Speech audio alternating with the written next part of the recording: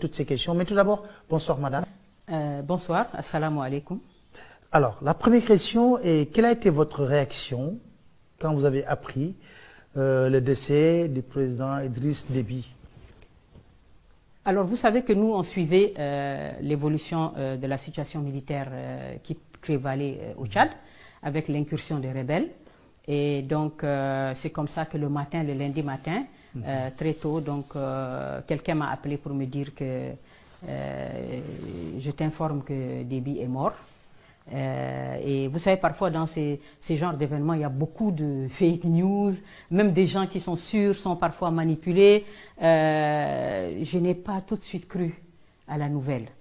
Et donc, je me suis dit, bon, on ne sait jamais, en plus avec la guerre, on ne sait jamais, mais je n'ai pas tout à fait cru. Et puis à 10 heures, 2 heures de temps après, on a eu l'annonce de la télévision nationale tchadienne, qui a donc annoncé officiellement sa mort.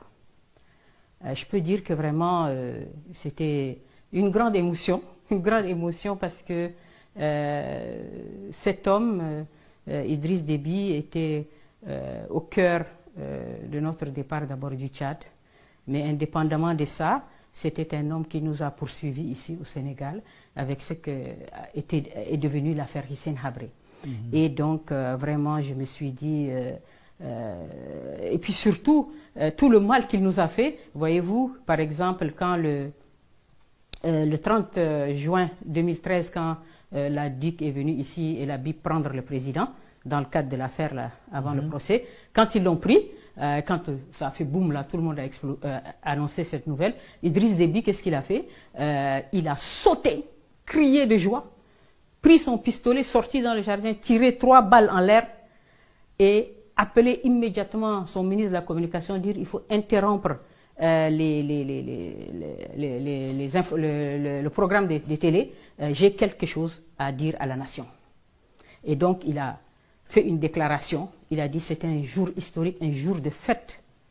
D'abord je remercie mon frère Macky Sall, félicite et je remercie d'avoir fait ce qu'il a fait.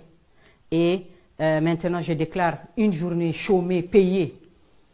Et il a dit immédiatement, toutes les mairies de N'Djamena, venez vite et qu'on leur donne un budget. Chaque mairie doit organiser une fête. Ça donne une image de l'homme.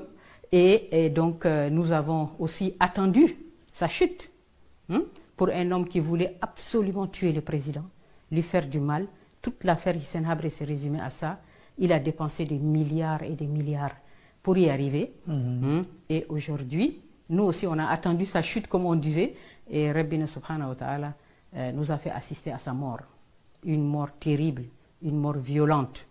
Et j'ai dit, êtes-vous de ceux qui pensent que toute la vérité n'a pas été dite sur la mort d'Idriss Déby? Par rapport aux thèses du complot? Oui. Enfin, aux thèses de l'assassinat? De l'assassinat. Non. Il est monté au front. Oui, vous savez que ce que je sais moi, jusqu'à ce qu'on nous dise le contraire, ce que je sais moi, c'est que lui, il est allé au front. D'accord? Vous savez que les rebelles, quand ils... Vous avez des informations précises qu'il est allé lui-même au front? Oui. Bon, maintenant, il faut savoir c'est quoi exactement la démarche qui suivait. C'est-à-dire que quand les rebelles sont rentrés, vous savez, les rebelles, quand ils sont rentrés vers la frontière tchadienne, ils ont pris rapidement 3 villes, sans vraiment beaucoup de combats. Et puis, ils ont piqué vers la capitale. Et ils sont arrivés à peu près 350 km de la capitale. Et il y a eu les premiers accrochages. Dès les premiers accrochages, vous avez le chef d'état-major qui meurt. Mohamed Suleiman, il est décédé. C'est déjà un coup. Vous voyez, si c'est dès les premiers combats, le chef d'état-major d'abord s'implique. Ça veut dire qu'il y a un petit problème. Parce que normalement, on envoie d'abord les gens. Et puis après, s'il y a un soutien, le chef d'état-major peut monter. Mais tout de suite, dès les premiers combats, on voit le chef d'état-major qui s'implique et il meurt. Et donc, du coup, ça crée un peu le moral est un peu dans les chaussettes, vous voyez. Et puis après, les rebelles avancent. Ils sont à 300 km de la capitale. Donc, lui, il dit, bon, ok, prenons toute la garde présidentielle. Donc, il prend toute la garde présidentielle. Et il dit, on va faire un QG. On va se positionner avant qu'ils arrivent à 300 km. Donc, il installe son QG et les gens partent. Lui, il reste à l'arrière, dans le QG. Vous savez que si vous voyez, même si c'est une grande tradition au Tchad, depuis le temps de rébellion du président, depuis les rebelles et leur histoire, tous leurs chefs se battent avec leurs hommes. D'accord? Donc, lui, Idriss Déby, aujourd'hui, il est âgé à peu près de 70 ans, 69-70 ans. Je pense qu'avec tous les problèmes de santé, si vous voyez son physique, si vous voyez un homme qui a quand même pris de l'âge, qui a une grosse bedaine aussi, ce qui veut dire quoi? Que vous ne pouvez pas sauter sur les Toyota comme des jeunes combattants, filer à 120 à l'heure pour faire la guerre. C'est impossible. Mais la présence, elle est là pour galvaniser les gens et tout. Donc lui, il s'installe au QG à l'arrière et les gens vont sur les premières lignes de front. Donc lui ne se bat pas réellement. C'est très important. Depuis longtemps, il ne le fait plus. Ce n'est pas possible. Donc maintenant, les gens se battent et il amène toute la garde présidentielle. Ça veut dire l'unité d'élite. L'unité d'élite. Super équipée, des blindés, des canons, tout, des hélicos, tout. Et dans cette confrontation avec les rebelles, vous savez, les armes ne sont pas égales. D'abord, ça, c'est un État. Donc, il y a des moyens très importants. Et puis, ils ont aussi le soutien de l'armée française. Très important dans la guerre. L'armée française a toujours joué un rôle déterminant dans l'écrasement des rébellions en faveur d'Idriss Déby. Concrètement, sur le terrain, qu'est-ce qu'elle fait? D'abord, elle filme les colonnes, oui. Elle filme, elle photographie. Elle est capable de lui dire, et chaque matin, les officiers français viennent au QG de l'armée tchadienne, ils arrivent avec les photos satellites. Vous avez le nombre de personnes par véhicule, vous avez le nombre de véhicules, vous avez leur positionnement, vous avez les écoutes, les rapports d'écoute, vous avez les armes dont ils disposent. Hein, et vous avez même parfois, on cherche à savoir où est le chef, s'ils arrivent à le trouver. C'est pour ça que vous voyez souvent les Tchadiens sont tous enturbanés là. Si vous voyez une colonne, pour trouver les chefs, ça va être compliqué. Donc c'est utile aussi à ça. Donc l'armée, les militaires français arrivent chaque matin avec tous ces informations. Donc vous voyez l'information qu'ils ont, l'avantage qu'ils ont. Il n'en demeure pas moins que les équipements, les informations ne font pas tout dans une guerre. Ça ne fait pas tout. Toute l'histoire est là pour le prouver. Donc ils vont sur le front et là ils sont presque face à face. Ils sont presque face à face sur la première ligne avec la garde présidentielle. Et les combats tout de suite sont hyper rudes, très rudes, meurtriers. Et on a l'effondrement de toute la garde présidentielle. Vous avez 7 généraux qui tombent, plus de 25 gardes de sa sécurité, première sécurité, qui tombent. Et les gens déboulent maintenant, puisque les premières lignes du front sont écrasées, vous avez les gens qui déboulent vers le QG. Carte générale. Où il est lui. Où il est lui. Et donc quand les gens arrivent, les éléments qui sont avec lui, ben, ils voient que le danger est imminent et impossible de tenir. Toute la ligne, la garde présidentielle n'est plus là. Donc eux, ils replient rapidement avec leurs véhicules et les autres les poursuivent. Et ils les mitraillent sans arrêt. Parce que lui, quand il arrive de N'Djamena, il va jusqu'à sur la ligne de front, il prend un hélico. 300 km, il prend un hélico. Si les hommes sont partis avec leur véhicule, lui, il arrive avec les hélicos. Et donc, du coup, le repli, c'est quoi? C'est aller rapidement vers l'hélico pour le prendre et partir. Or, eux, ils vous mitraillent. Et donc, c'est dans ces mitraillements-là que lui, il est touché. Donc, quand les gars, ils arrivent quand même à l'hélico, lui, il est déjà décédé. Ils le mettent dans l'hélico démarre. Il rentre au N'Djamena. Quand il rentre à N'Djamena, on l'amène directement à la présidence. Il est déjà décédé. Et c'est le lundi matin, très tôt. Voilà. Avec cette percée de la rébellion, est-ce qu'on ne peut pas dire qu'on assiste à l'effondrement de l'armée de Déby? Alors, vous savez que l'armée, voilà, vous savez que l'armée tchadienne, c'est 40 000 hommes. 40 000 hommes. Pour un territoire, il est vrai, très grand, le Tchad, 1 284 000 km² répartis pour... Mais pour la colonne vertébrale du régime, c'est la garde présidentielle. Elle est composée, c'est une unité d'élite, de ses parents, des éléments les plus compétents de l'armée, et c'est elle qui défend le régime. Elle symbolise cette défense. Maintenant, vous savez, la guerre comme je disais tout à l'heure, ce n'est pas seulement les équipements. La guerre, c'est aussi l'engagement. C'est aussi, bien sûr, les équipements comptent, mais c'est l'engagement, la motivation, la cause à défendre. C'est très important. Vous avez un homme qui est usé par 30 années de pouvoir. Vous avez, dans cette garde présidentielle, des milliardaires. Des gens qui ont des monopoles de ceci, de ciment, de quoi, de toutes sortes d'affaires. Et donc, ils sont un peu émoussés aussi. Il y a l'usure. Vous savez, pour pouvoir se défendre, se battre, l'envie. Hein, l'envie, elle s'émousse avec le temps. Quand vous êtes un homme qui prenait de l'âge, quand vous fondez des familles. Et on voit bien que quand même, quand vous avez de l'argent, plein d'argent, vous n'avez pas envie de mourir. Vous avez envie de profiter de ça. Hein? Et en face, qu'est-ce qu'on a? Et en face, on a des jeunes de 16, 17 ans. Des gens qui sont des rebelles, on appelle des rebelles. Et je profite de ce micro pour un peu expliquer comment ça se fait qu'un régime comme celui d'Idriss Déby, en 30 ans, il y a eu presque 20 rébellions, sans arrêt. Comment ça se fait que des jeunes de 16, 17 ans préfèrent mettre leur vie en jeu en prenant une Kalachnikov au lieu de se former et d'avoir un avenir, un emploi, une famille comme tout le monde, comme tous les jeunes Africains? Comment ça se fait que dans ces pays-là, hein, on est là avec ce cycle, un éternel recommencement, et des jeunes qui ne peuvent pas aspirer à autre chose? C'est très important à le comprendre. Parce que tout simplement, ces jeunes-là qu'on voit là, sont tous des gens issus de toutes les populations, les ethnies qui sont écrasées, humiliées, opprimées par Idriss Déby, qui a mis son clan, hein, et une véritable chape de plomb, qui se sont accaparés de toutes les ressources du pays.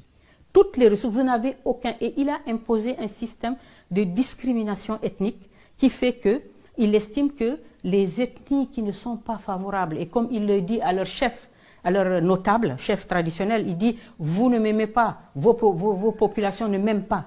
Par exemple, il le dit souvent aux gens qui appartiennent à l'ethnie du président Habré, il le leur dit souvent, et il dit « je ne mettrai pas un franc dans vos régions, je ne mettrai pas un franc ».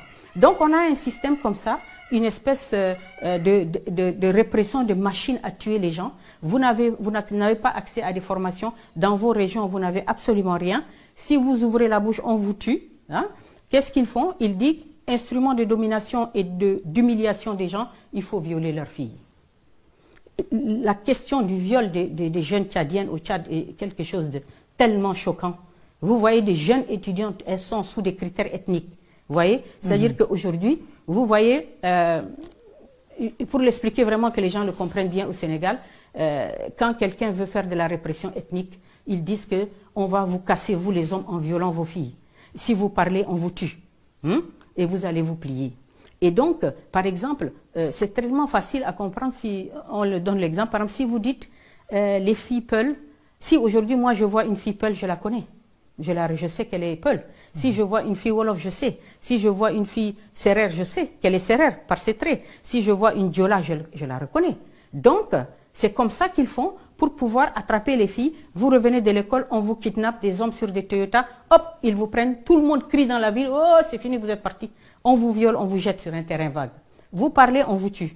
Vos frères ont mal au cœur, ils viennent, on les frappe, on les tue. Il n'y a pas de justice, il n'y a rien. Et donc, les filles, qu'est-ce qu'elles font? Vous voyez des filles, donc si nous, les ethnies qui sont ciblées, si on est des Wolofs, on est ciblés, si on est des Sérères, on est ciblés, qu'est-ce qu'on fait? On met des burkas, monsieur Nian, on met des burkas. Vous avez aujourd'hui un taux de port de la burqa dans les milieux scolaires qui est affolant. Et en fait, les gens, ils disent tout simplement, mais comment on fait? Donc je mets ma burqa complètement, on ne me reconnaît pas, on ne sait pas que je suis Peul. Donc je pars à l'école rapidement et je reviens à la maison, j'enlève la burqa, je la mets. Ça, c'est une vie, ça. Donc, et vous avez, c'est tellement choquant que c'est des milliers de cas.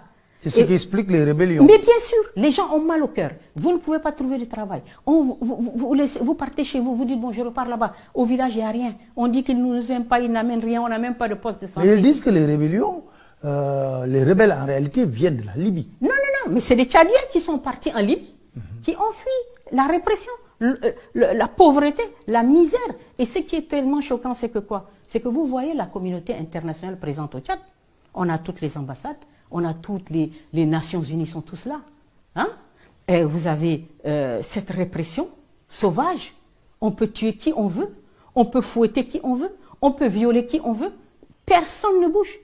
C'est d'autant plus choquant. Parfois, vous avez des ambassadeurs de France qui sont des femmes, des représentants de l'Union européenne qui sont des femmes. Et on a abandonné ces peuples-là. On a abandonné le Tchad, on a abandonné les peuples. Et regardez même aujourd'hui, si vous faites, regardez ce qui se dit sur Idriss Déby, on a oublié les populations. On ne va pas dire, voilà, c'est un homme qui a bien géré son pays, politiquement, socialement, économiquement. Non, on dit, ouais, on a perdu un grand guerrier. C'est le gars de la lutte contre le terrorisme. Mais le Tchad... Justement, quel est le rôle de la France dans cette crise actuelle? Oui. Bon, déjà actuelle, aujourd'hui, je peux dire que, on dit aujourd'hui qu'elle a complètement bombardé les positions rebelles. L'opération Barkhane a complètement détruit les rebelles du FAC. Complètement. Et ils cherchent même à tuer leur chef. On ne sait même pas aujourd'hui où il est. C'est déjà ça, c'est très important. Et donc la France, au Tchad, elle a une base militaire. Cette base militaire, ce que les Africains doivent comprendre, si on voit ce qui se passe au Tchad avec les bases militaires, c'est ce qui est susceptible de se passer partout. Partout où leurs intérêts seront mis en branle. Comme je l'ai expliqué. C'est-à-dire, aujourd'hui, vous avez les bases militaires qui sont là et on pense qu'elles sont là avec des accords. On dit des accords. Ces accords, c'est eux qui décident quand est-ce qu'il faut les appliquer et quand est-ce qu'il ne faut pas les appliquer. C'est très important. Parfois, il n'y a même pas d'accord. Ça ne correspond à rien, mais ils vont dire, ils veulent intervenir, ils vont intervenir. Ils vont dire, protection de nos ressortissants. Vous l'avez entendu parfois. Donc, aujourd'hui, par exemple, par rapport à Idriss Déby, comment ils sont arrivés et de quel droit ils ont massacré tous ces jeunes Tchadiens. Ce n'est pas seulement aujourd'hui. 96, vers 94, 4 ans après son arrivée, 94, 96, 98, 2003, 2006, 2008, 2019, tout ça là, ces rébellions-là, elles ont toutes été décimées par les bombardements des Mirages et des hélicoptères français. Mais de quel droit? C'est ça que les Africains doivent se poser la question. C'est-à-dire que ça pose d'énormes problèmes au Tchad, où vous voyez ce qu'un Mirage fait sur une colonne, ce qu'un Mirage peut faire, déchiqueter des jeunes garçons de 16 ans, 17 ans, au nom de quoi et de quel droit? Elles le font, parce que pour elles, c'est elles qui décident, puisque le régime en a besoin, on estime. Quand c'est eux qui font des opérations pour, par exemple, sortir par exemple le président Habré, ils ont monté une opération au Soudan avec la moitié de l'armée soudanaise. Gaddafi a donné l'argent et les équipements et ils ont mis Idriss Déby du Soudan. Ils sont venus pour faire la guerre et faire tomber le président Habré.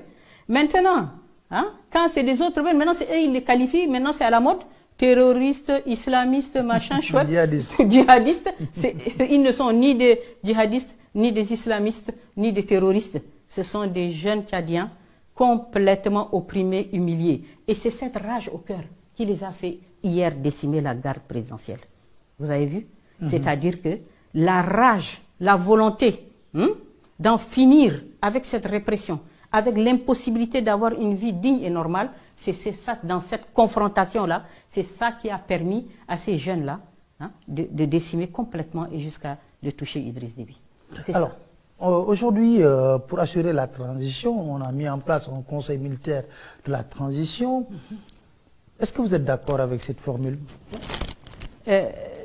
Vous savez, normalement, puisqu'on nous dit que c'est l'ère de la démocratie, c'est l'ère de la démocratie, c'est l'ère où il faut respecter les institutions, et donc ce qui était prévu, c'est un président qui meurt. Un président qui meurt, c'est une vacance. Et la constitution tchadienne dit qu'il faut que le président de l'Assemblée nationale, qui est là, et qui donc devait prendre cette vacance, gérer cette vacance jusqu'à organiser des élections. Mais les Français, ils n'oubliaient pas qu'aujourd'hui, il y a plusieurs éléments qui concourent à expliquer ce que moi j'appelle la mise sous tutelle du Tchad.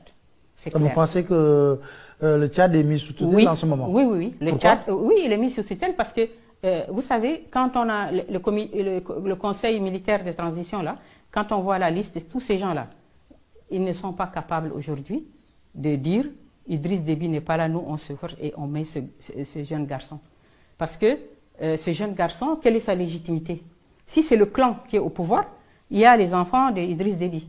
Ah, il n'est pas enfant d'Idriss Déby? Non, non, non, non. Enfin, maintenant, officiellement, oui, puisqu'il l'a reconnu, c'est un fils adoptif. Donc, c'est le fils d'un non reconnu d'un ancien officier tchadien, que tout le monde connaît, et que lui, il a rencontré dans une caserne. Parce que lui, étant donné que c'est un règne presque militaire, et qu'il faut rester avec la répression pour tenir les gens, donc, il cherchait en vain, parmi ses enfants, quelqu'un pour faire jouer ce rôle-là. Il ne l'a pas eu parce que ses enfants n'étaient pas intéressés par la chose militaire. Donc, il a essayé de coupler les choses. Je mets celui-là que je reconnais, qui va tenir l'armée et avoir les moyens de la répression. Et puis un autre, parmi ces deux enfants, il y en a un qui était son directeur de cabinet, l'autre était un ambassadeur du Tchad à Abu Dhabi. L'un d'eux, et il hésitait, lequel je vais mettre vice-président. Il a créé même ce poste de vice-président et donc il ne l'a pas encore nommé, que voilà, il est décédé. Et je dis que le Tchad est mis sous tutelle parce que qui a fait ce choix-là? Qui a eu la force d'imposer ce jeune garçon? Qui? Tel qu'aujourd'hui, la panique et la pagaille qu'il y avait au Tchad, il n'y avait que les Français. Et si vous avez vu la simultanéité et l'extraordinaire rapidité des choses, donc on a caché l'information, on a mis dans la précipitation ce conseil militaire, on a fait le choix. Le choix de ce garçon, c'est d'un choix français. Pourquoi? Parce qu'il était dans le contingent malien. La préoccupation principale de la France aujourd'hui, pour un Emmanuel Macron qui est déjà en campagne électorale, c'est de ne pas avoir une mauvaise surprise par rapport au G5 Sahel, par rapport à la zone du Sahel, qui est une zone un élément de campagne électorale en France, comme chacun le sait.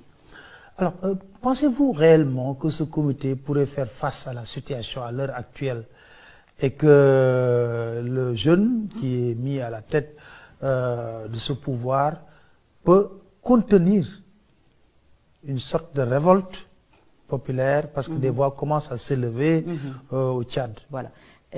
Pour ajouter encore à l'argument de la mise sous tutelle française par le Tchad, de la France, c'est-à-dire que hier aux obsèques, on a annoncé que les chefs d'État qui étaient venus devaient faire une réunion parallèle pour dire au Conseil de la transition que la charte qu'ils ont publiée là, il y avait des choses qui étaient inacceptables et il fallait qu'ils la revoient. Mais ça, c'est quoi ça? Ça, c'est je sais pas de quel droit, que la France. Voilà, donc la France, c'est elle comme elle a entendu beaucoup de critiques dans aussi ce qui est un coup d'État. C'est un coup d'État qu'on a fait aujourd'hui parce que Idriss Déby est mort. D'où vient la légitimité de ce conseil militaire? C'est un coup d'État. C'est un coup d'État militaire, institutionnel aussi. Et aussi un élément important, c'est-à-dire que la France, ce qu'elle a montré, c'est quoi? Qu'elle n'en a rien à foutre de la légalité, en d'autres termes, puisqu'elle a fait un communiqué incroyable pour parler d'amis courageux de la France, pour donner le tempo, comme quoi il faut absolument valider ce schéma-là. Et moi, Emmanuel Macron, je me déplace sur place, avec voilà, toute la propagande médiatique, et on couvre comme ça, on couvre ce qu'était le régime Idriss Déby, le chaos, la misère des populations, la répression, l'élimination de tous les opposants, et ce qui explique pourquoi ce pays inlassablement connaît des rébellions. Donc, les gens ne seront pas capables de faire face à la situation, comme vous avez dit.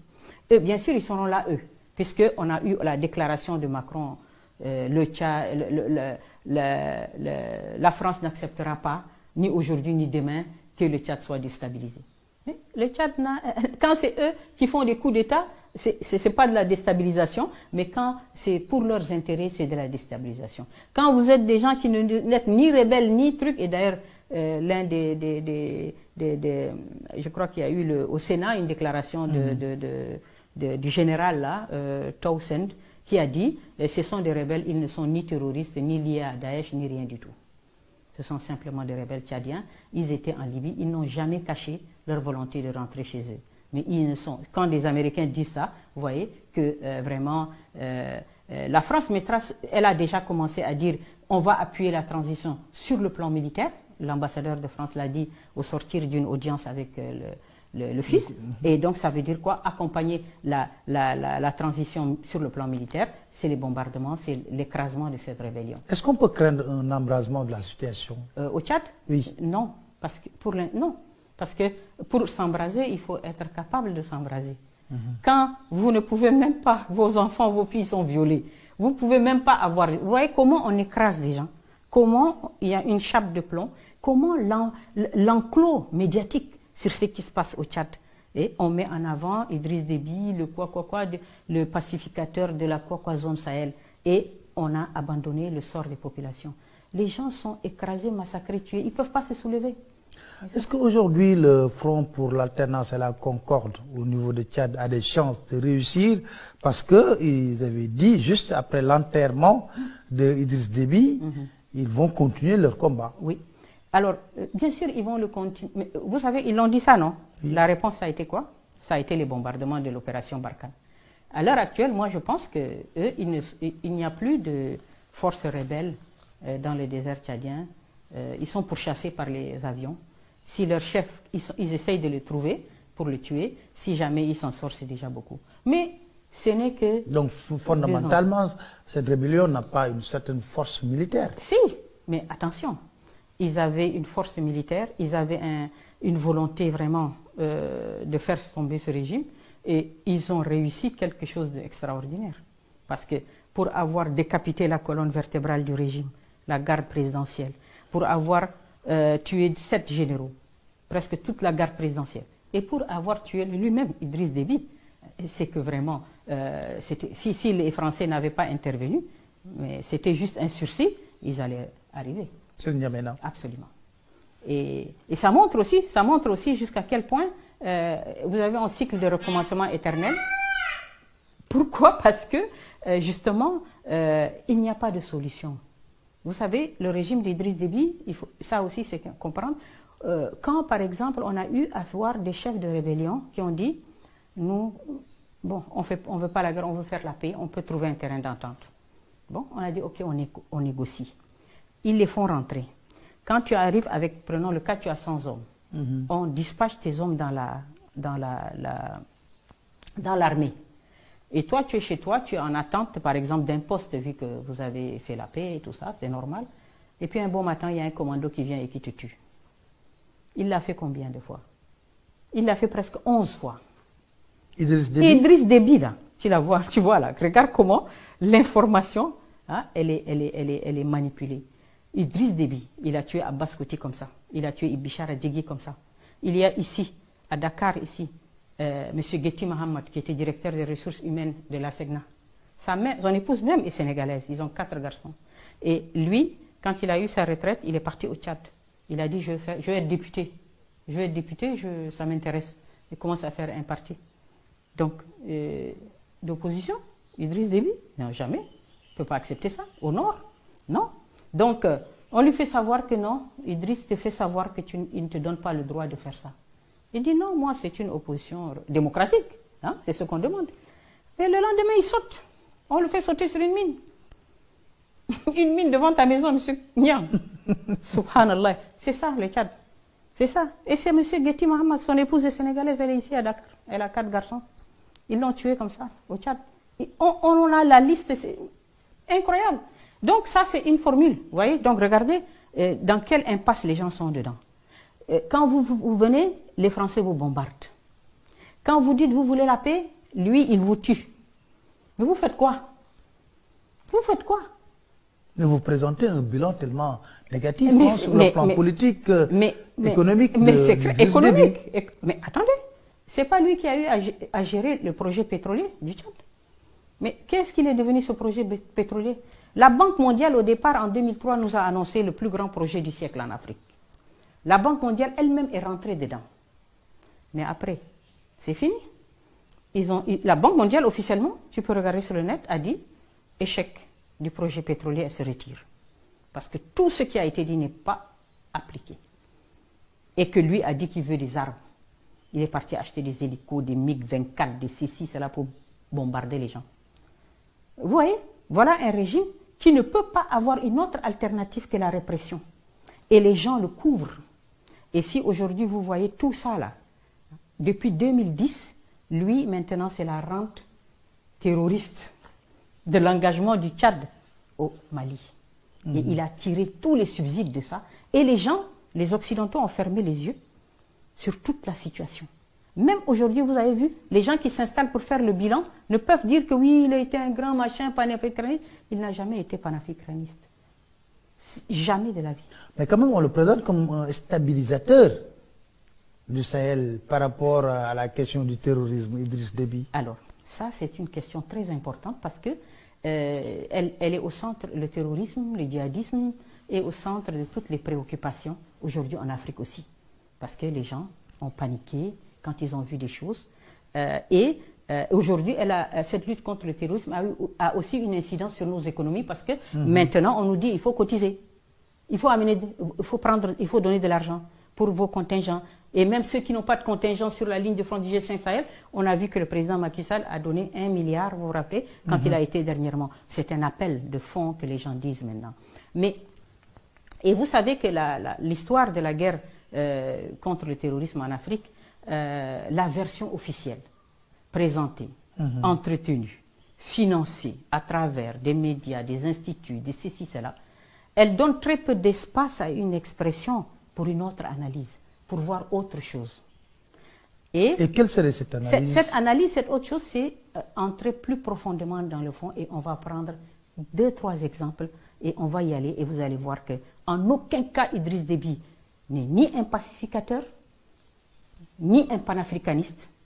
C'est un pion, oui, un pion important dans la politique d'occupation de l'espace sahélo-sahélien. C'est très important. Alors, expliquez-nous. Voilà. C'est-à-dire que dans cette guerre du terrorisme, il y a 2 points qu'il faut bien voir. C'est-à-dire, c'est quoi réellement cette guerre? Ce qui est agité, comme je dis, l'écran médiatique, là, mettons-le de côté. Regardons concrètement. L'enjeu, c'est quoi d'abord? Parce qu'il faut aussi s'entendre sur cet enjeu dont on ne dit pas. C'est quoi l'enjeu? L'enjeu, c'est quoi? Les bandits terroristes, là? Non. L'enjeu, c'est cet espace. Qui part de quoi? Qui part des champs gaziers de l'Algérie, du gaz, que la France prend pour son chauffage, et qui traverse et qui va de l'autre côté, l'autre extrémité, c'est quoi? C'est le Niger, et c'est les mines d'Areva. Mines d'Areva. Les mines d'uranium d'Areva, que la France achète à très bon prix, et 2 ampoules sur 3 en France s'allument et marchent grâce à l'uranium du Niger. Cet espace est sujet aujourd'hui à des convoitises. Ça, c'est indéniable. Aujourd'hui, la Chine est toute puissante, elle arrive. La Turquie est en Libye. Les Russes sont en Libye. L'Iran s'intéresse de plus en plus aux mines d'Areva, aux mines de l'uranium, d'uranium. 3 fois le président iranien a été au Niger pour des comptes. Ils veulent des exploitations d'uranium. Donc la France, elle est inquiète parce que cet espace-là de tout temps, c'était contrôlé par la France. Et surtout, les richesses qui sont dans ces sous-sols exploitées par la France. Même pas exploitées, M. Niang, mais gardées en réserve. C'est gardé en réserve. Si elles veulent, ils disent que non, il n'y a pas de financement d'exploitation. Non, c'est pas exploité. Mais seulement, ils disent qu'on ne veut pas les exploiter. Mais on veut vous empêcher, vous aussi, Africains, de les exploiter. Parce que, sinon, si on vous laisse, les Russes vont venir vous proposer quelque chose, vous allez dire oui. Les Turcs vont vous proposer, les Chinois. Mais si vous sortez tout, nous, on a quoi? Donc, personne ne touche à cette zone. C'est une zone qu'on garde en réserve. Pour pouvoir justifier nos déplacements, il faut bien justifier que le Mali accepte une base militaire chez lui. Il n'en avait pas. Mais donc, il faut augmenter, articuler et présenter de manière dangereuse cette affaire. Idriss Déby, quand la France lance son opération Sauver Bamako, d'accord, ils arrivent, ils occupent un espace, le nord du Mali. Mais cet espace est immense, il est grand. Et il a besoin d'hommes qui connaissent un peu ces zones désertiques, qui se meuvent. Ils ont fait des deals avec les Touaregs. Leur cible, ce sont les djihadistes Ansar ad-Din. qui ont une autre vision du monde que la leur. Et donc, il faut les éliminer. Mais les Touaregs disent non, nous on peut faire des deals, on vous laisse, on joue le jeu, mais il n'est pas question qu'on tire une balle contre ces gens. Ils sont tous mélangés, ils ont des liens. Donc les Touaregs disent non, on ne va pas se battre contre Ansar ad-Din, non. Mais alors il faut trouver quelqu'un d'autre. Soit on se mouille le maillot nous-mêmes, mais les Français auront de la casse, et les peuples français ne vont pas accepter. Hein. Et donc la cote de popularité va chuter de nos hommes politiques français. Donc, qu'est-ce qu'on fait? On a besoin d'aide, on a besoin des gens qui connaissent les dégers, des gens qui... Donc on fait appel à Idriss Déby. Ce n'est pas le Mali qui appelle Idriss Déby, c'est la France. C'est très important. C'est peut-être qu'il a l'expérience. Oui, non, mais d'accord. Je suis d'accord. Il n'y a pas de problème. Donc Idriss Déby arrive. Il quitte le Tchad, l'armée tchadienne quitte le Tchad, par le désert elle arrive. Elle arrive dans la zone de Kidal. Et elle s'installe. Elle n'a pas affaire aux autorités maliennes, elle a affaire à l'état-major français. Et donc les gens s'installent. Mais ce qu'on voit tout de suite, c'est quoi? Aujourd'hui, le Mali, les gens pleurent, ils disent quoi? Ils disent, c'est une partition de fait de notre pays. Les gens ont bloqué le Nord Mali. Pendant plusieurs années, même le Premier ministre malien ne peut pas aller au Mali. Tous les gens ne peuvent pas aller, les gens ont bloqué. Le Tchad aussi a aidé à bloquer. Donc qu'est-ce qu'il fait Idriss Déby là? Idriss Déby aide dans la mise en place d'une politique de partition du Mali. C'est regrettable, mais c'est ça. C'est ça qu'il fait, Idriss Déby. Il vient en appoint d'une politique qui vise à organiser une partition du Mali. C'est du panafricanisme, ça? Non, c'est trahir les Maliens. Et vous savez que les Maliens l'ont tellement bien compris au départ. Quand il y a eu les premiers morts du Tchad, et un autre élément très important, les blessés de la guerre du Mali, du Tchadien, qu'est-ce qu'on en faisait? On n'était pas capable de les amener à Bamako pour les soigner dans les hôpitaux maliens. Non, on les a amenés jusqu'au Niger. On faisait des vols de Transal jusqu'au Niger où les Français ont mis un hôpital de campagne pour soigner les blessés tchadiens qui sont à Kidal. Parce que les Maliens étaient tellement fâchés de cette collaboration d'un pays africain pour organiser la partition de leur pays. Les premiers morts tchadiens, on les a amenés au Tchad. Il n'y a pas eu d'autorités politiques maliennes qui se sont déplacées. Tous les gens au Tchad ne comprenaient pas ce côté pernicieux de l'intervention tchadienne au Mali. Les gens ne le comprenaient pas, donc ils ont commencé à respecter et dire, mais dis donc, nos enfants vont mourir au Mali et les Maliens ne peuvent même pas dire condoléances au peuple tchadien. C'est quoi ça? Tout le monde a commencé à crier. Donc Idriss Déby faisait le jeu de la France. Absolument, mais de A à Z. Et attendez, autre chose, c'est que quand il a dit, cette grogne, si on peut dire, des Tchadiens, Idriss Déby en a fait part à la France. Et qu'est-ce que la France a dit au président malien? Écoutez, ça ne va pas comme ça. Idriss Déby est là avec nous et tout. Et puis maintenant, il faut absolument lui affirmer votre reconnaissance.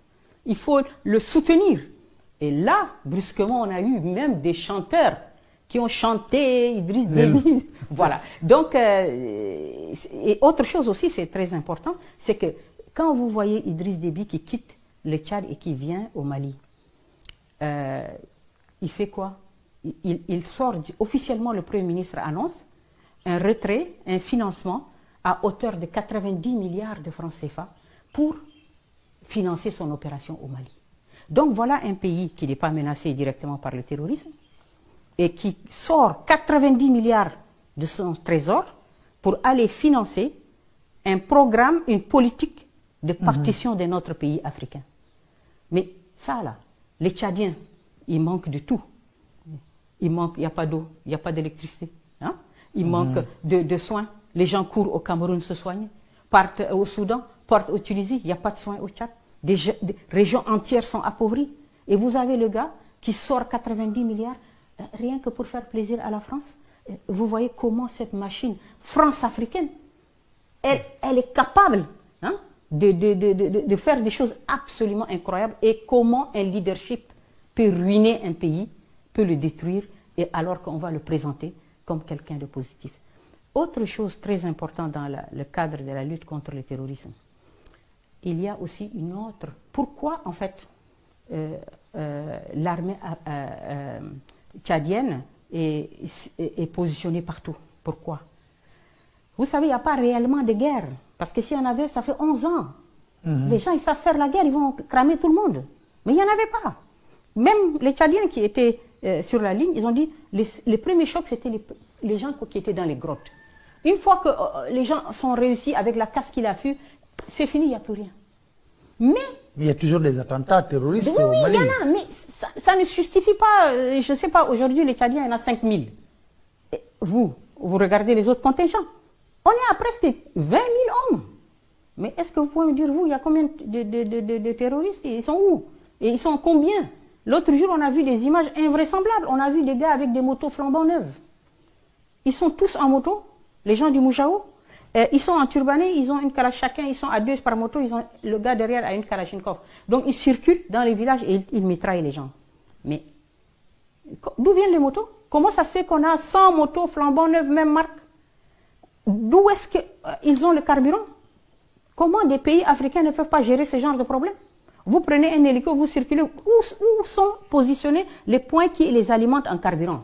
Et qui a donné ces motos flambant neuves? Elles sont passées par où? Donc, vous voyez bien que quand même, quand on voit les moyens qui sont mis, des chars, des blindés, des militaires français, hollandais, machin, des capacités de satellites, tout ça, mais quand on voit, on n'arrive pas à nous dire, ils ont tant les djihadistes, ils occupent telle zone, leur chef est un tel, ils sont tant d'éléments, ils ont des blindés, ils ont des canons. Non, on nous dit, il y a des gars qui se baladent en moto comme ça, mais des hélicos peuvent les arrêter rapidement. Donc, on voit bien que le truc pernicieux, c'est qu'en fait, il n'y a pas vraiment une guerre, au sens. Mais il faut contrôler cet espace. Il y a des petites incursions, il faut le contrôler, il faut rester. Mais comme ça pèse lourd, parce qu'au bout d'un moment, maintenant, vous les Africains, on en a marre, maintenant c'est à vous de financer. Vous allez financer éternellement, jusqu'à ce quand, je n'en sais rien, mais c'est ça. Autre chose pernicieuse, qui est très importante dans le fait qu'on veuille que... Je vais donner un exemple par rapport au Cameroun et Boko Haram. Très important. Ça permet de comprendre un autre élément. Pourquoi on veut que garder Idriss Déby? Il y a un deuxième élément assez fou. C'est-à-dire que le Cameroun a une frontière avec le Nigeria, où il y a Boko Haram. Et Boko Haram fait des infiltrations au Cameroun. Et prend de surprise les gens et massacre les gens. Donc, les Camerounais se sont levés, leur état-major, ils ont déplacé beaucoup de moyens. Et ils sont arrivés, ils ont dit, l'opération Barkhane, elle est sur la frontière là, on vous sollicite pour des images satellitaires pour pouvoir voir les gars de Boko Haram et pour que nous aussi on fasse nos plans pour les éliminer. Maintenant les Français ils disent quoi? Ils disent ok, mais c'est 50 000 € l'heure. Ils répondent à l'état-major camerounais, 50 000 € l'heure. Mais les gars ils disent mais attendez, mais on ne lutte pas ensemble contre le terrorisme. Comment ça se fait? Comment on peut faire ça? Hein? Et donc, finalement, ils disent non, non, non, de toute façon, vous n'y arriverez pas. Laissez passer l'armée tchadienne. Ils disent que non. Mais on n'a pas envie de voir une armée tchadienne chez nous. On ne veut pas. Nous, on est capable de défendre notre pays. Et ils disent non. Donc, si c'est ça, vous casquez. Mais les photos, les images satellitaires, vous les payez aujourd'hui, demain ça change. Et donc, mais vous comprenez les déplacements, ce qui fait que c'était une façon de dire on ne vous aidera pas pour ça. Donc, et laissez passer Idriss Déby. Et donc, les gens ont laissé passer Idriss Déby. L'armée tchadienne est rentrée au Cameroun et elle est montée vers le Nigeria pour aller attaquer les gens de Boko Haram. Maintenant, deuxième élément important, et ce qu'on ne dit pas, c'est qu'au bout d'un moment, le Cameroun a amené un chèque à Idriss Déby. Ah ben oui, le ministre des Finances du Cameroun est arrivé au Tchad, il a donné un chèque.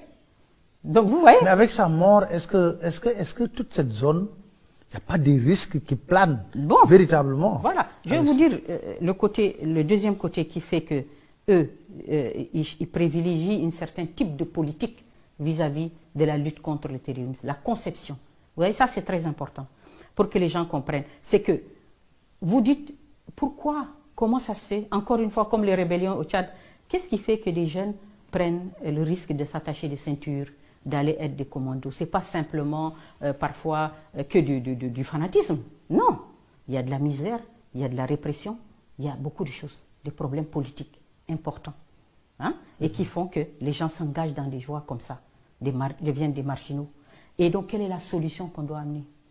Quelle est la solution? Est-ce qu'on laisse aux Africains une seule possibilité d'explorer d'autres types de politiques vis-à-vis de ces jeunes-là qui sont en perdition pour qu'on puisse les récupérer. Et vous savez qu'il y avait une équipe des Nations Unies qui a fait une étude très intéressante sur les Chebabs en Somalie, où on les présentait comme des islamistes enragés. D'accord? Quand on les a arrêtés, à peu près, on a fait prisonnier une centaine de gars, des gens de Chebabs. Quand les gens ont commencé à parler avec eux, des sociologues, sur les 100 là, 80 ne pouvaient même pas lire correctement 3 sourates du Coran. 3, ils ne pouvaient même pas. Donc en fait, et chacun avait une histoire. On a violé ma soeur, on a tué ma mère, on a ceci, cela. On voyait une misère, une répression terrible. Et les gens n'étaient pas écoutés. Qui vous écoute? Qui vous parle? Qui vous aide? Personne. Donc vous êtes... Et là, les gars disent, ok, nous aussi, on va se faire entendre d'une autre façon.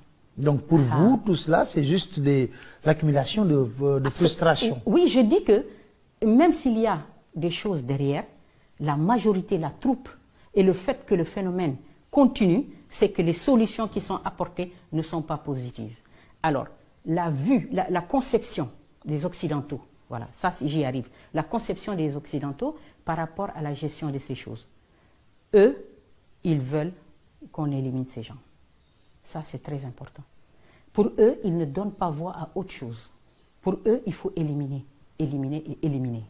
Donc, si on dit Idriss Déby, oui, il est d'accord avec eux. Il faut les tuer. Et c'est pour ça qu'ils parlent d'une armée efficace. C'est choquant parce que nous, on sait que c'est que l'efficacité. C'est un mot comme ça, cool. Mais ce qu'ils disent, c'est une armée efficace, c'est-à-dire c'est une armée qui tue. Et on lui demande de tuer, et il tue. Et vous voyez par exemple au Nigeria. Le Nigeria, c'est un grand pays, il a Boko Haram dedans, au nord. Mais le Nigeria, est-ce que vous croyez que le Nigeria, qui a presque une armée qui est, je crois que les 3 premières armées en Afrique, c'est Nigeria, Afrique du Sud et Algérie. Vous croyez que le Nigeria, s'il mobilise ses moyens, le Nigeria ne peut pas mettre fin à Boko Haram? Mais bien sûr qu'il peut le faire. Mais ils ne veulent pas le faire. Parce que pourquoi? Parce que ça veut dire qu'il faut massacrer tous ces gens-là. Ce sont leurs compatriotes d'abord, un. Deuxièmement, ils savent que c'est des problèmes politiques, que c'est des problèmes de dérapage et de bavures qui ont fait mal aux gens et que l'armée a été qui a dérapé, vous voyez, dans la répression. Et donc, elle a enflammé l'événement, le phénomène. Donc, le Nigeria ne veut pas d'une fracture béante et irréparable entre ces ethnies qui la composent. Donc le Nigeria essaye de faire comme ça, mais les Occidentaux, non. Pour eux, il faut les tuer, il faut les éliminer. Et donc c'est pour ça que quand vous avez le Nigeria qui dit, le Cameroun qui dit, donnez-nous des infos, on veut faire ceci, ils disent non, laissez passer Idriss Déby. Parce que lui, ils sont d'accord avec lui, il faut les tuer. Et donc lui, il élimine tout le monde. Ça, là. Alors, oui, j'aimerais bien qu'on aborde aussi le dossier Hissène Habré. Avec la mort de Déby, est-ce que vous pensez qu'on va assister maintenant véritablement à la manifestation de la vérité? Eh bien, non, parce que regardez ce qu'ils ont fait. Le Conseil militaire de transition, c'est quoi? C'est le fils d'Idriss Déby. Donc, on a la chape de plomb qui est toujours là. D'accord? Et on a empêché les gens, même d'exprimer leur joie. C'est extraordinaire. Aujourd'hui, le monde entier aurait vu comment le peuple tchadien vomit Idriss Déby si les Français ne se sont pas mis assis sur le couvercle de la marmite là, en mettant le fils pour qu'on ait du Déby sans Déby. Voilà, c'est ça. Et donc la manifestation de la vérité, mais personne n'a voulu la chercher. Personne. C'était une collusion. Idriss Déby a dépensé des milliards dedans et il a acheté la vie du président. C'est ça. C'est triste à dire, mais c'est ça. Et les Français sont derrière. Mais eux, les Français ne vont pas dépenser leur argent, l'argent du contribuable français en Afrique. Hein, et c'est là où lui, on l'a laissé dépenser tout parce qu'ils étaient tous d'accord. Malheureusement, l'État du Sénégal aussi est rentré dans cette affaire. Alors, c'est ce qui explique peut-être cette manne financière, qui explique peut-être l'activisme d'abord des ONG autour de ce dossier. Absolument. Surtout les ONG des droits de l'homme. Incroyable. Et vous savez quand Idriss Déby est arrivé au pouvoir, en 90, 92, l'une des personnalités qu'il a fait assassiner le premier, c'est Maître Joseph Beydi, président de la Ligue tchadienne des droits de l'homme. Vous voyez? Donc ça, c'est la première personnalité qu'Idriss Déby a fait assassiner. C'est le président de la Ligue tchadienne des droits de l'homme. Et on a eu toutes les ONG qui sont allées au Tchad, qui ont couvert tout ce qu'il a fait. Ils l'ont extrait de l'affaire Habré. Et on lui a demandé, c'est lui qui a créé les associations de victimes, il les a soutenues, payées, engraissées, il a donné beaucoup d'argent, parce que vous savez que, monsieur Niang, vous savez, l'ampleur du procès, c'était avant tout un procès médiatique, l'affaire Habré, au Sénégal. Vous l'avez vu, vous avez analysé, vous avez eu votre regard de professionnel, vous avez bien vu que on a simplement acheté une ligne éditorial contre le président. Il fallait parler simplement de Hissène Habré, dictateur, impunité, victime, nanana. Même les gens étaient présentés déjà, avant qu'ils aient entendu leur histoire, qu'on ait entendu leur histoire, avant que la justice n'examine leur cas, ils étaient déjà présentés médiatiquement comme des victimes. Et tout le monde dit l'association des victimes. Vous voyez, c'est un conditionnement psychologique important. Et tout le monde était témoin, comme par hasard. Alors qu'un témoin, juridiquement, c'est quoi? C'est quelqu'un qui a vu et entendu des choses et assisté. Or, le gars, on lui dit, tu as quel âge? Au temps de Hissène Habré, il dit, j'ai 12 ans. Mais tu es témoin aujourd'hui. Par quel mystère tu es témoin? Et vous avez des magistrats qui étaient assis et ils ont validé tout ça. C'est extraordinaire. Mais, une chose est sûre, c'est que la mort d'Idriss Déby, elle est très, très importante. C'est un tournant. Beaucoup de choses liées à cette affaire vont sortir. Et ça, c'est ce qui m'amène à vous demander un peu de faire le parallélisme avec l'acquittement de Laurent Gbagbo par la Cour pénale internationale. Ah oui. Et vous savez que tous les gens qui suivent ce genre d'affaires, quand on a parlé d'acquittement de la CPI, par la CPI du président Laurent Gbagbo, je suis sûr que tout le monde a pensé au cas du président Habré. Ils ont dit, tiens, voilà, on a tant, nous, Africains... Avec les chambres africaines extraordinaires. Voilà, nous, les Africains, on a tant jeté des pierres à la CPI en disant qu'elle était raciste, et ce n'était pas tout à fait faux, en disant qu'elle ne s'acharnait que contre les Africains. Eh bien, elle a jugé un président africain et elle l'a acquitté. Maintenant, nos frères là, africains ici, ils ont fait quoi avec les chambres africaines? Donc, c'est très important parce que vraiment, c'est quelque chose de tellement grave, honteux, qui n'honore pas le Sénégal, qui n'honore pas la qualité de ses juristes, qui n'honore pas sa réputation d'état de droit, qui n'honore pas ses hommes et tout. Parce que ce qu'ils ont fait contre le président Habré, mais l'histoire va le retenir et ça va sortir, Tout ce que Idriss Déby a fait ici dans ce pays, on le connaît. On ne peut pas tout dire, mais tout va sortir. Ça veut dire que vraiment, les gens ont fermé les yeux, les oreilles, tout. Ils se sont entendus sur un contrat et c'est tout. C'est pour ça qu'on a tant de difficultés. Regardez, le président a 80 ans, il est malade. Les gens ferment les yeux. On ne peut pas obtenir une simple permission. On ne peut pas obtenir une simple permission qui est un droit. Tout l'état du droit fonctionne parfaitement quand il s'agit des autres. Vous regardez, monsieur, maître Boubacar Seye, il était malade. Le médecin est venu, le juge a vu, tac, on l'a sorti. Hissène Habré? Non. C'est extraordinaire. Pour vous, qu'est-ce qui explique cet acharnement? C'est un contrat, monsieur. C'est pas un vrai acharnement, c'est un contrat. Dans l'affaire Habré, il y a 3 composantes importantes. Il y a Idriss Déby qui a donné tout ce qu'il fallait faire. Acheter des consciences, donner de l'argent. Depuis Abdou Diouf, Wade et aujourd'hui le président Macky Sall. Il a donné de l'argent partout. Ça, c'est un. Deuxièmement, on a la France. Elle veut la mort du président Habré, c'est clair. Et elle essaye de l'obtenir par tous les moyens. Et donc, vous voyez, et troisièmement, on a donc la France, ses représentations, c'est l'Human Rights Watch. Vous voyez, elle-même, on peut se demander d'où elle tient toute cette manne financière qui alimente. On sait que M. Soros a dit que lui, chaque année, il donne 100 millions à Human Rights Watch. Et M. Soros s'intéresse beaucoup aux mines, aux ressources africaines. Donc on voit que derrière Human Rights Watch, on a des calculs de grandes multinationales qui aujourd'hui en Afrique sont plus puissantes que les États.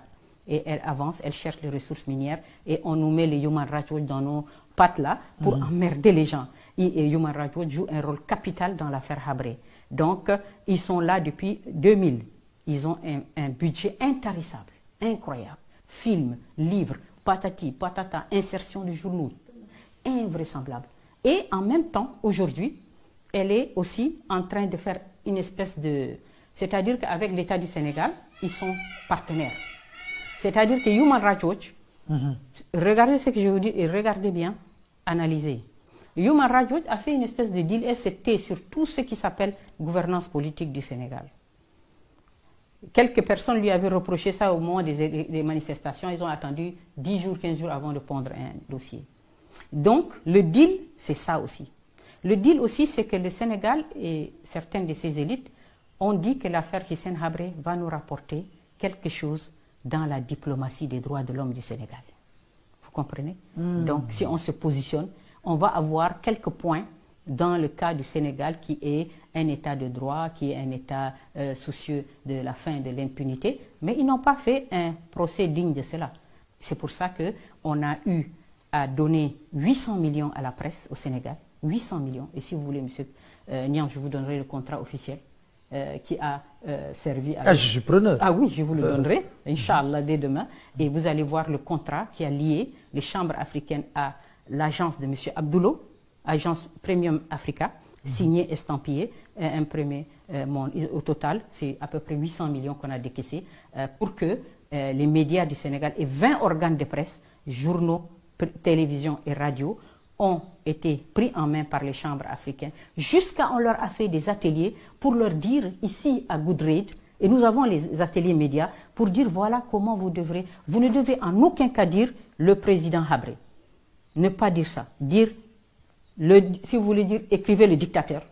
Et dites aussi Hissène Habré, tout simplement. Vous voyez comment les gens ont pris en main cette affaire. Et c'est M. Franck Petit.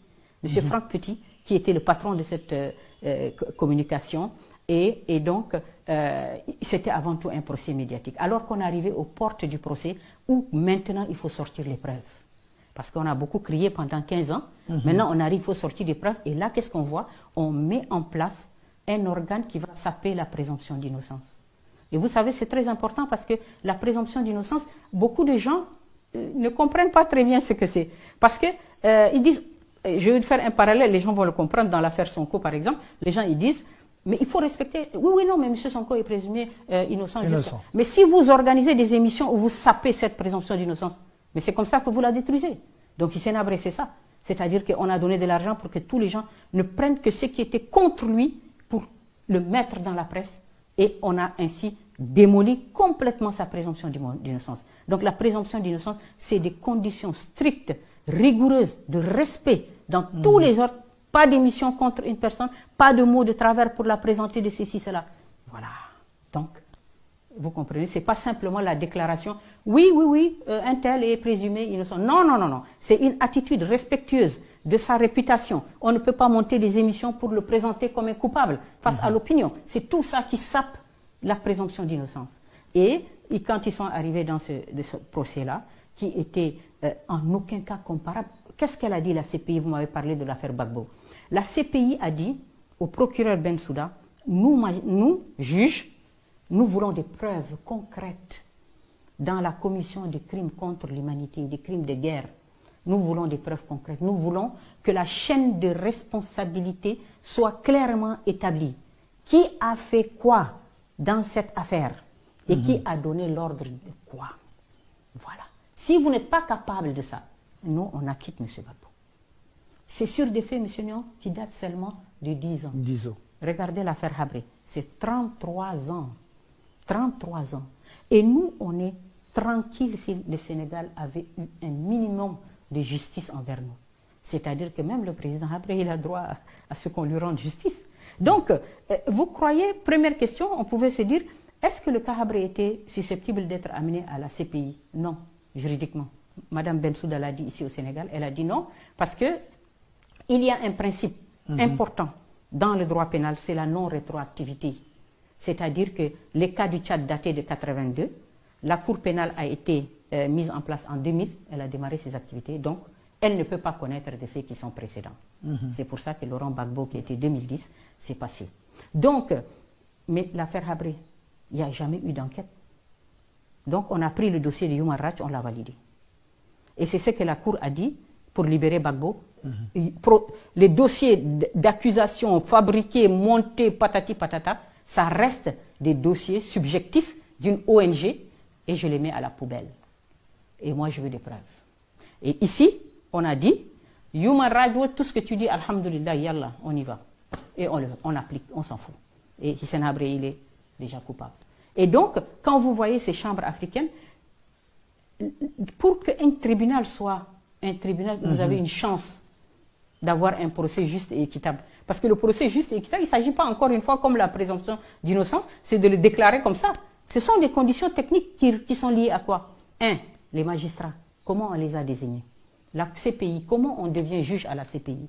À la CPI, les Nations Unies vont faire une annonce, appel à candidature, dans le monde entier, le Seigneur, dans le monde entier. Donc les gens vont venir se déclarer, amener son dossier. Et on choisit, on prend. Bien. Deuxième chose, la question du financement. Qui vous paye? Qui fait tourner la CPI? La CPI, elle fonctionne avec une quote-part qui est à 0,01%, chaque pays qui a reconnu la CPI, etc.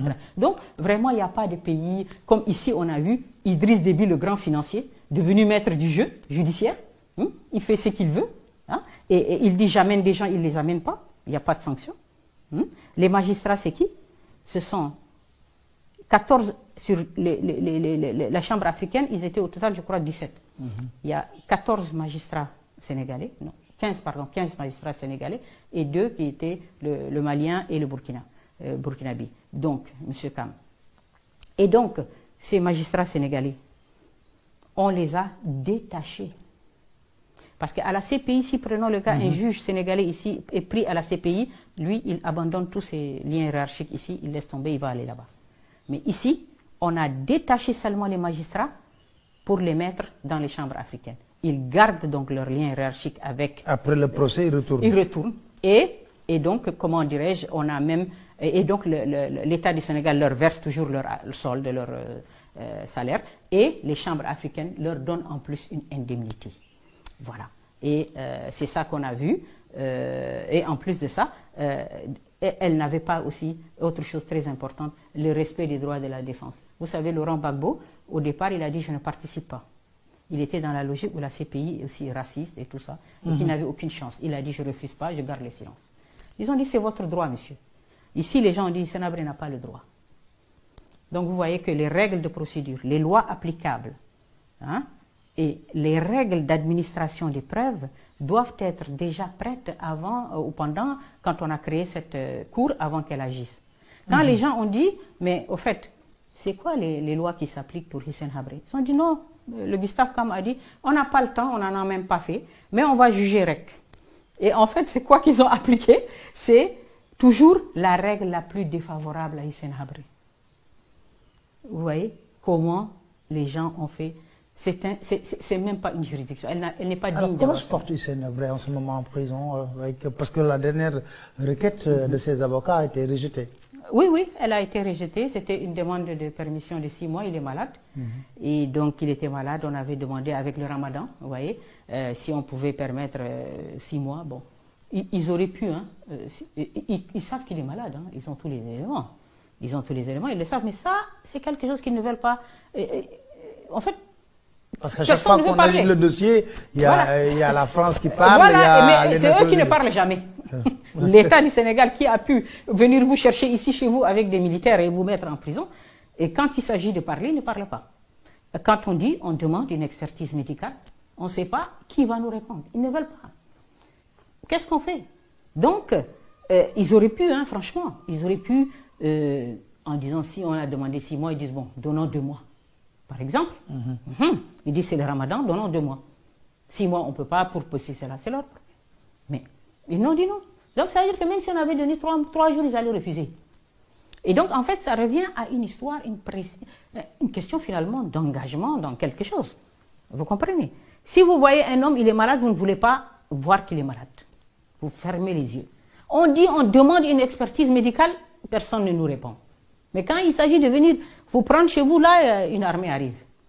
Et on fait quoi? Il n'y a pas de droit, il n'y a rien. Qui sont nous? Ils ne veulent plus. Comment on fait? On ne sait pas. Vous n'avez pas d'interlocuteur? Qui c'est? Nos interlocuteurs, c'est qui? Nos avocats ont demandé audience au ministre de la Justice. Ça fait 1 an, ils attendent. Et je peux vous dire l'inverse. Mais depuis que l'affaire Hissène Habré est là, dans ces pays-là, ça fait presque, depuis 2021 ans. C'est affolant. Où est-ce qu'on a vu une chose pareille? Ça fait 21 ans, aucun de nos avocats, personne n'a jamais été reçu par une autorité, ni ministre de la Justice, ni président de la République. Mais alors là, Reed Brody, tapis rouge. Toutes les ONG, tapis rouge. Tout le monde est reçu sauf nous. Donc vous voyez bien, la position claire est assumée quelque part. Hein. Elle est assumée. Elle est assumée. Elle est assumée par l'ignorance, par le fait que personne ne veut parler, par le fait aussi que off the record, comme on dit, les gens disent ben, c'est une affaire qui est entre les mains du président Macky Sall.